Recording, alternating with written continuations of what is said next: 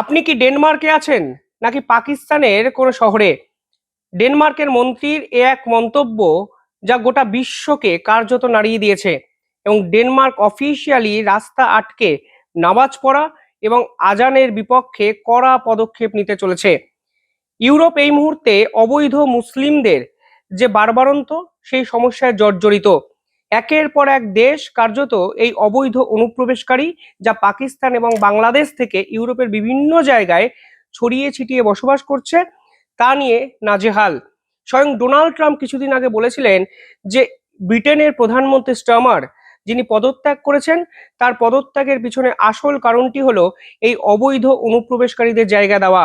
এবং একের পর এক রাষ্ট্র যেমন জার্মানি, ফ্রান্স, ডেনমার্ক আদতে এই মুহূর্তে সব থেকে বড় অবৈধ ইসলামীদের সমস্যায় জর্জরিত, যার প্রেক্ষাপটে আজকে তারা একের পর এক সিদ্ধান্ত নিতে চলেছে। ডেনমার্কের কট্টরপন্থী ইমিগ্রেশন মন্ত্রী মর্টেন বটস্কভ তিনি একটি ডেনিশ সংবাদপত্রে ইন্টারভিউ দিতে গিয়ে কড়া ভাষায় বলেছেন, আজানের শব্দ ডেনমার্কের ছাদ ফুঁড়ে আকাশে পৌঁছাতে পারে না। ডেনমার্কে বর্তমান যে মুসলিমদের সংখ্যা তা হলো 2,70,000, যা মোট জনসংখ্যার 5%। দেশটিতে মসজিদ রয়েছে প্রায় 100টি।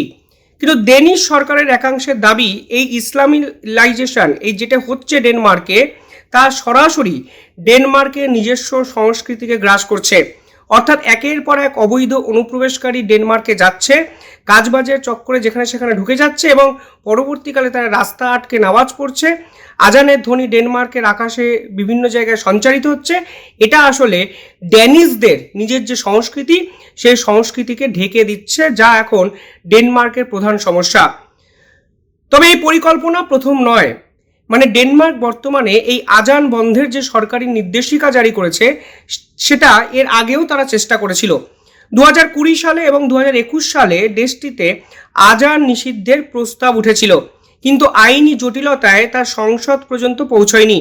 বর্তমানে রাজধানী কোপেনহেগেন সহ বেশ কিছু বড় শহরে শব্দ দূষণের কড়া নিয়মে লাউডস্পিকারে আজান দেওয়া নিষিদ্ধ করা হয়।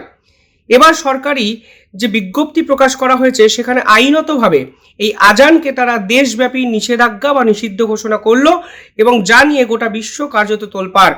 একাধিক মানবাধিকার সংগঠন একাধিক প্রশ্ন তুললেও ড্যানিশ সরকার পরিষ্কার বলে দিয়েছে এই শব্দ দূষণ তারা কোনো অবস্থাতেই ডেনমার্কে জায়গা দেবে না। এর পিছনে কারণটি কি? দেখুন, আজান নিষিদ্ধের এই চেষ্টা কোনো বিচ্ছিন্ন ঘটনা নয়। প্রধানমন্ত্রী মেটে ফ্রেডেরিক্স সোশ্যাল মিডিয়ায় পরিষ্কারভাবে বলেছেন যে ইউরোপের মধ্যে সব থেকে কঠিন ইমিগ্রেশন এই মুহূর্তে ডেনমার্কে হয়েছে, ফলে তারা এই ইমিগ্রেন্টদের ডেনমার্ক ছাড়া করতে কিন্তু বদ্ধপরিকর। ফলে আপনারা যদি ডেনমার্কের বর্তমান নীতিটি দেখেন তাহলে দেখবেন তারা এক্স্যাক্টলি ভারত অবৈধ অনুপ্রবেশকারী নিয়ে যে নীতি নিয়েছে সেই নীতি কিন্তু তারা পালন করছে এবং গোটা বিশ্ব আস্তে আস্তে বুঝতে পারছে এই অবৈধ মুসলিম বা অনুপ্রবেশকারীরা বিভিন্ন দেশের কাছে কিন্তু ক্যান্সার। এরা ঢোকে দুজন, কিন্তু আলটিমেটলি 2 থেকে 4 থেকে 40,000 হতে এদের সময় লাগে কয়েক বছর।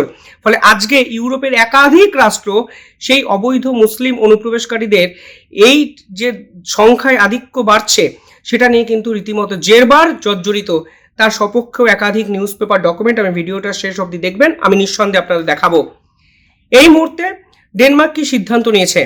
ফুল ফেস ভেইল ব্যান, অর্থাৎ ডেনমার্ক ইতিমধ্যেই জনসমক্ষে মুসলিম নারীদের ফুল ফেস ডেইল বা বোরখা বা নিকাব পরা নিষিদ্ধ ঘোষণা করে দিয়েছে।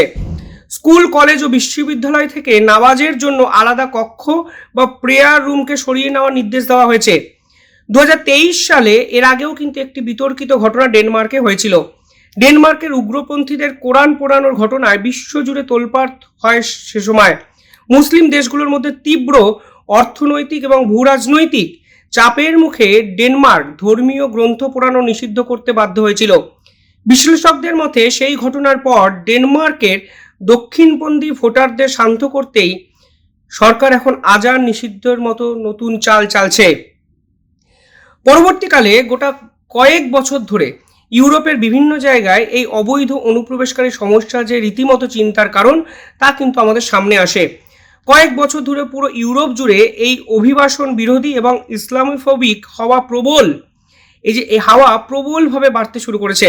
ফ্রান্সের মেরিন লে পেন থেকে শুরু করে নেদারল্যান্ডসের গিয়ার্ড ওয়াল্ডার্স, কট্টর ডানপন্থীরা ইউরোপের মূল ধারার রাজনীতিতে ক্রমশ জায়গা করে নিচ্ছে এবং পরিষ্কারভাবে তারা বলছে যেভাবে ইসলামিলাইজেশন বিশ্বজুড়ে বাড়ছে তা আসলে তাদের জাতীয় সুরক্ষার জন্য শুধু সমস্যা তৈরি করতে পারে তা নয়, তারা তাদের দেশের সম্পদকেও দিনের পর দিন নষ্ট করছে, যা কোনোভাবেই মেনে নেওয়া যায় না। অভিবাসন মন্ত্রী মর্টেন বটস্কট তার ইনস্টাগ্রাম পোস্টে সরাসরি লিখেছেন যারা অবৈধভাবে ডেনমার্কে আছেন তাদের বের করে দেওয়া হবে এবং পরিষ্কারভাবে তিনি বলছেন সরকার ধাপে ধাপে সেই কাজ করছে এবং আজান নিষিদ্ধ করার এই চেষ্টাটি আসলে অভিবাসীদের পক্ষে ড্যানিশ সরকারের কড়া রাজনৈতিক বার্তা। ড্যানিশ সংবিধান প্রতিটি নাগরিককে পাবলিক ওয়ার্শিপ বা জনসমক্ষে ধর্মীয় আচার আচরণের অধিকার দেয়।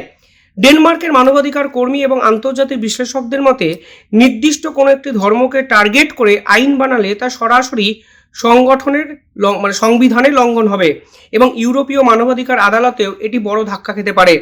পরবর্তীকালে মন্ত্রী নিজেও স্বীকার করেন যে সরকার প্রথমে খতিয়ে দেখছে কিভাবে ধর্মীয় স্বাধীনতার যে সাংবিধানিক অধিকারগুলো আছে সেই অধিকারগুলোকে বজায় রেখে এই নীতিকে কার্যকর করা যায়। সমাজে অনেকে বৈষম্যমূলক পদক্ষেপ বললেও তারা সরাসরি বলছেন ধর্মীয় কারণে তারা শুধুমাত্র বিষয়টিকে নিয়ে আবেগের বশবর্তী হয়ে কোনো সিদ্ধান্ত নিতে চান না। তাদের কাছে ফার্স্ট প্রায়োরিটি ন্যাশনাল সিকিউরিটি এবং কোনো অবস্থাতেই ডেনমার্ককে তারা পাকিস্তান বা বাংলাদেশ বানাতে চাইছেন না, ইসলামিক কান্ট্রি বানাতে চাইছেন না, তা কিন্তু পরিষ্কার হয়ে গেছে। এ বিষয়ে কিছু নির্দিষ্ট ডকুমেন্ট আমি আপনাদের দেখাতে চাই, তাহলেই বুঝবেন কেন ভারত যা ভাবে গোটা বিশ্ব এর পরে ঠিক সেটাই ভাবে। সে সময় ইউরোপের একাধিক রাষ্ট্র যেমন ফ্রান্স, জার্মানি, ইউরোপীয় ইউনিয়নের একাধিক প্রভাবশালী রাষ্ট্ররা দেখেছিল যে দিনের পর দিন অবৈধ অনুপ্রবেশকারীরা যে দেশে যাচ্ছেন সেই দেশের সম্পদ শুধু নষ্ট করছেন না, সেই দেশকে র্যাডিক্যালাইজ করার চেষ্টা করা হচ্ছে। এই রিপোর্টে পরিষ্কার বলা হয়েছিল যে দিনের পর দিন র্যাডিক্যাল এবং ইসলামিলাইজেশনকে ইসলামীকরণ করার জন্য বিদেশি ফান্ডেড এই সকল দেশের বিভিন্ন অ্যাকাউন্টে ছড়িয়ে পড়তো। এমনকি এই যে অ্যাকাউন্টে টাকাগুলো ঢুকতো তারা পরবর্তীকালে তাদের রিলিজিয়াস অ্যাক্টিভিটিতে শুধু ফান্ডিং করতো তা নয়, তারা সে দেশে ঢুকে তাদের জাতীয় সুরক্ষাকেও নষ্ট করার চেষ্টা করা হতো এবং এর বিপক্ষে একাধিক ইউরোপীয় রাষ্ট্র কড়া পদক্ষেপ নিতে শুরু করেছিল 2 বছর আগে থেকেই। ডেনমার্কের পক্ষ থেকে সরাসরি বাংলাদেশি স্টুডেন্টের উপর কিন্তু কড়া প্রত্যাঘাত করা হয়। ডেনমার্ক সরকার বলেছিল যে বাংলাদেশি স্টুডেন্টরা সে দেশে তো ঢুকছে কিন্তু তারা সে দেশ থেকে বেরোতে চাইছে না, অর্থাৎ সেই মুসলিম যুবকরা পড়াশোনা শেষ করে ডেনমার্কের আনাচে কানাচে ছড়িয়ে পড়ছে, যা অবৈধ অনুপ্রবেশকারীর অপরাধের সমান এবং তারা পরবর্তীকালে সেখানে সংসার এবং পরবর্তীকালে ডেনমার্কের যে কালচার সেটাকে নষ্ট করছে। সেই রিপোর্টটি প্রকাশিত হয়েছিল 2025 সালে 10ই সেপ্টেম্বর। সেখানে বলা হয়েছিল ডেনমার্ক বাংলাদেশের স্টুডেন্টের জন্য ভিসা পলিসিকে অনেকটা কঠিন করে তুলছে, অর্থাৎ যেভাবে বাংলাদেশের স্টুডেন্টরা ভিসা মিসইউজ করেছে তার বিপক্ষে কড়া পদক্ষেপ ডেনমার্ক সরকার নিয়েছে।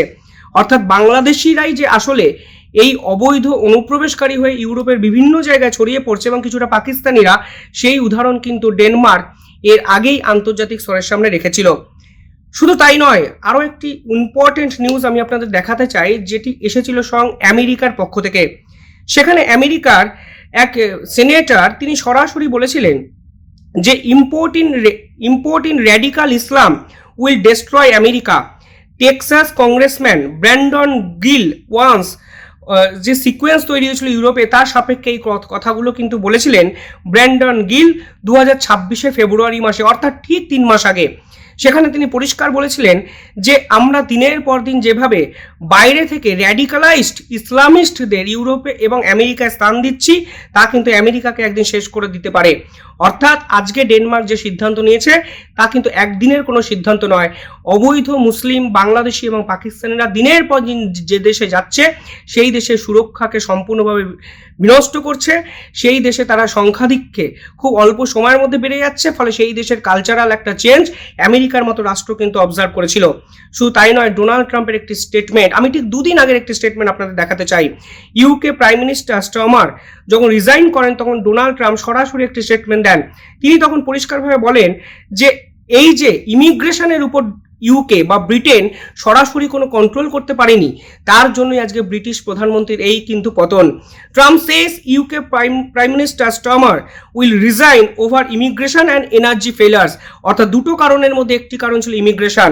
অবৈধ অনুপ্রবেশকারী ব্রিটেনে যেভাবে বেড়েছিল, যার সংখ্যাধিক্যে বাংলাদেশি এবং পাকিস্তানি মুসলিমরা, তাই হলো ব্রিটেনের প্রধানমন্ত্রীর পতনের সব থেকে বড় কারণ। এবং ব্রিটেনের মানুষ কিন্তু রীতিমতো ক্ষুব্ধ ছিল স্টারমারের এই ধরনের ইমিগ্রেশনের নীতি নিয়ে। তারা কিন্তু স্পষ্ট মনে করতো যে দিনের পর দিন এই অবৈধ অনুপ্রবেশকারী ইসলামিস্টরা ব্রিটেনে যাচ্ছেন, ফলস ভিসা বানিয়ে, পাসপোর্ট বানিয়ে তারা ব্রিটেনের নাগরিক হওয়ার চেষ্টা করছেন। ফলে সব মিলিয়ে আজকে অবৈধ অনুপ্রবেশকারী ইউরোপের আকাশে দুশ্চিন্তার সব থেকে বড় কারণ ডেনমার্ক, জার্মানি, ফ্রান্স তারা একত্রে একজোট হয়ে এই অবৈধ বাংলাদেশি মুসলিমদের তাড়ানোর জন্য উদ্গ্রীব হয়ে গেছে। আর ভারত এই পদক্ষেপ কিন্তু শেষ 1 বছর ধরে ধারাবাহিকভাবে নিচ্ছে। ভারতও বুঝতে পেরেছে এই অবৈধ বাংলাদেশিরা আসলে ভারতের ক্যান্সার। তারা ভারতে থাকতে আসছেন না, তারা ভারতের সম্পদকে শুধু নষ্ট করছেন তা নয়, ভারতের সুরক্ষার সঙ্গে ছেলেখেলা খেলছে। এবং এর জন্যই ভারত কিন্তু অবৈধ অনুপ্রবেশকারী ইস্যুতে কড়া পদক্ষেপ নিতে শুরু করেছে। সীমান্তে পুশব্যাক, সীমান্তে কাটাতার, বাংলাদেশের মাধ্যমে ডিপ্লোম্যাটিক চ্যানেল ওপেন না করেই ভারত এই অনুপ্রবেশকারীদের ধরছে, অবৈধ মুসলিমদের শনাক্ত করছে এবং সোজা ঘাড় ধাক্কা দিয়ে ঘরের ছেলে ঘরে পাঠিয়ে দিচ্ছে। অর্থাৎ ভারতও এখন যেটা রিয়েলাইজ করেছে, তা Denmark, Europe, France, Germany, Britain, এমনকি আমেরিকাও আগে রিয়েলাইজেশন করে ফেলেছে। অর্থাৎ ভারতের দেখানো পথেই ইউরোপ এগোচ্ছে। গোটা বিশ্বের ক্যান্সার এই অবৈধ অনুপ্রবেশকারী মুসলিমরা, যাদের নিজেদের দেশ থাকতে তারা সে দেশকে দেশ না বলে অন্য দেশকে গিয়ে সে দেশের সম্পদ নষ্ট করে। নিজের বাবা থাকতে অন্যের বাবাকে বাবা বলার যে প্রবণতা অবৈধ মুসলিমদের দেখা যাচ্ছে, তা আসলে গোটা বিশ্বকে রীতিমতো এখন ভাবাচ্ছে। তা কিন্তু ডেনমার্কের এই সিদ্ধান্তে পরিষ্কার হয়ে গেল। আপনারা কিভাবে দেখছেন পুরো বিষয়টি কমেন্টে জানাবেন। দেখতে থাকুন দ্য ইন্ডিপেন্ডেন্ট বেঙ্গল। ধন্যবাদ।